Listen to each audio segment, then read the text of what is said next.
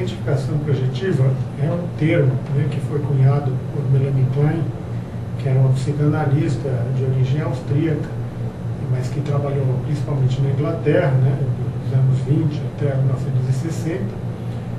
E ela era, depois de Freud, Melanie Klein era uma grande figura que seguiu-se o trabalho de Freud.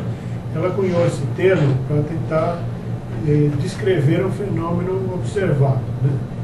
Em última instância, o que ela queria significar com isso era que em estados mais primitivos da mente, onde a gente não consegue pensar as emoções que experimenta, não consegue digerir as vivências que você está tendo, fica perseguido pelas emoções que você experimenta e não consegue suportar aquilo que você sente diante de certas situações que você vive, mas principalmente quando a gente é um bebê ou uma criança muito pequena, né, que é um modo de funcionar que ela chama de normal para crianças pequenas, a identificação projetiva é uma maneira que a pessoa, em fantasia, na fantasia dela, pega aquilo que ela está sentindo, né, os sentimentos, os pensamentos que possam ocorrer a ela, que ela sente como muito desagradáveis ou muito penosas, e em fantasia ela espatifa, né, ela quebra em milhares de pedaços esse pensamento, esses sentimentos, esse desconforto que ela possa estar vivendo, como por exemplo um sentimento de inveja, um sentimento de ciúme, ou alguma dor ou depressão que ela possa estar em vias de começar a sentir. Ela arrebenta tudo isso e ela joga para fora, em fantasia, como se ela pudesse jogar para fora o sentimento e o pedaço da mente dela, né, que percebe esses sentimentos. Tudo isso é em fantasia jogado para fora, e aí se procura fora uma espécie de depositário que possa armazenar, né, ou arcar com esses sentimentos, né? Então, em geral, para um bebê, se está se relacionando com o seio ou com a mãe, ele empurra para dentro da mãe esses sentimentos que são penosos, desagradáveis, etc. Né? Esta fantasia é uma fantasia, não é uma coisa que alguém de verdade pode tirar algo de dentro de si e jogar para dentro de outra pessoa. Mas é uma fantasia que quem funciona desse jeito não funciona pensando, não é um negócio que eu pensei que eu vou fazer isso, que eu tenho consciência de estar fazendo isso, é uma coisa muito primitiva. Que a pessoa empurra isso para dentro da outra pessoa, mas com a finalidade também de que se eu conseguir adentrar para dentro da outra pessoa e ficar dentro dela, eu posso controlar ela desde dentro, né? Então ela vai funcionar conforme a minha expectativa ou para atender às minhas necessidades. Este é um modo que é absolutamente corriqueiro dos bebês funcionarem, né? E o problema, quer dizer, todo bebê ele tenta mobilizar a mãe de alguma maneira para que ela possa perceber o que ele está sentindo e atendê-lo nas necessidades dele. Mas tem muita gente grande, ou boa parte das pessoas adultas, continua funcionando ainda em boa parte desta maneira, né? Toda chantagem emocional que eu posso fazer para alguém tem a ver com identificação projetiva, né? Se você não fizer isso para mim é porque você é uma pessoa má, né? Então eu estou empurrando para dentro de você uma violência, uma agressividade, e você, eventualmente, para não dizer, não sou mal, começa a fazer o que eu espero que você faça. Mas na verdade, então, eu entrei dentro de você, controlei você desde dentro, e você começa a produzir aquilo que eu quero. Ou se você pode pensar e dizer, essa pessoa, né, acha que se eu não fizer o que ela quer, eu sou malvado, etc. e tal. Então, pode ser que ela me ache malvado, mas como eu não estou afim de fazer o que ela quer, e se eu fizer aquilo que ela quer, eu vou estar fazendo a violência comigo, então eu não vou fazer o que ela quer, pode deixar ela pensando que eu sou malvado, etc. e tal. Porque ela pensar que eu sou malvado, não vai me tornar uma pessoa malvada.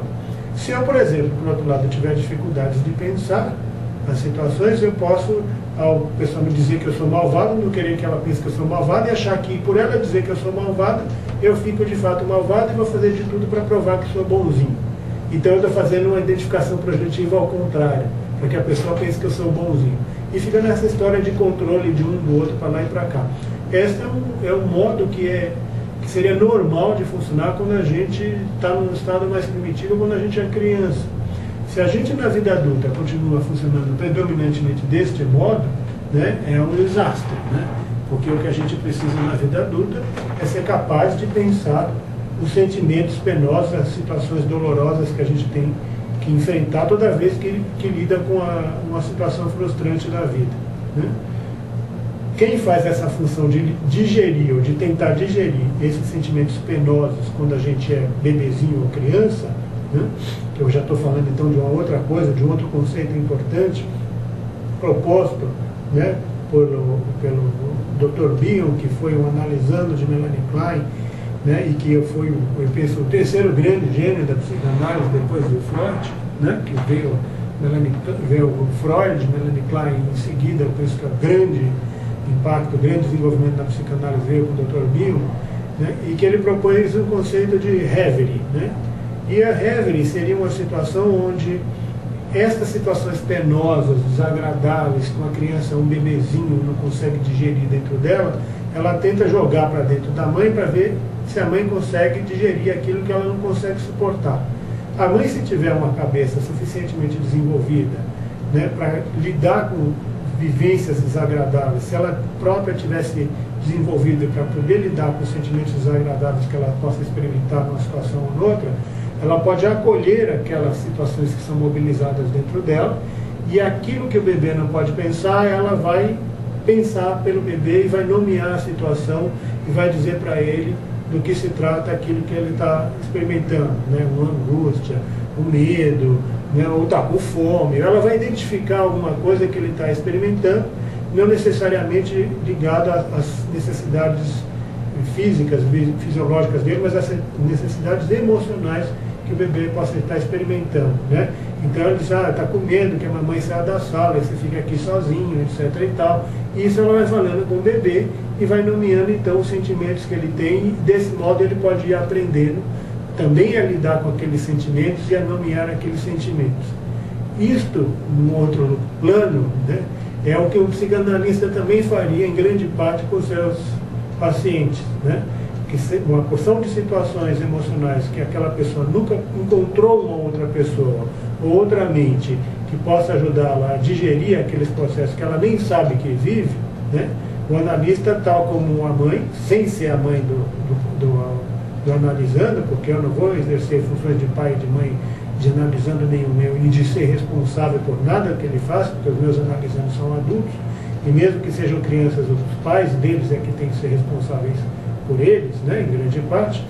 Mas digamos que para essa função de nomeação, de percepção, de vivências emocionais e de nomeação dessas vivências emocionais, de apresentação dessas vivências emocionais para aquela pessoa que ela não sabe nem que está vivendo, né, é o analista que teria que ser capaz de perceber quais elas são, né, no contato que está tendo direto com o analisando, nomear as experiências para o analisando, mostrar o que ele está vivendo e, de alguma maneira, se for possível, dar o sentido emocional que aquela vivência tem para aquela pessoa.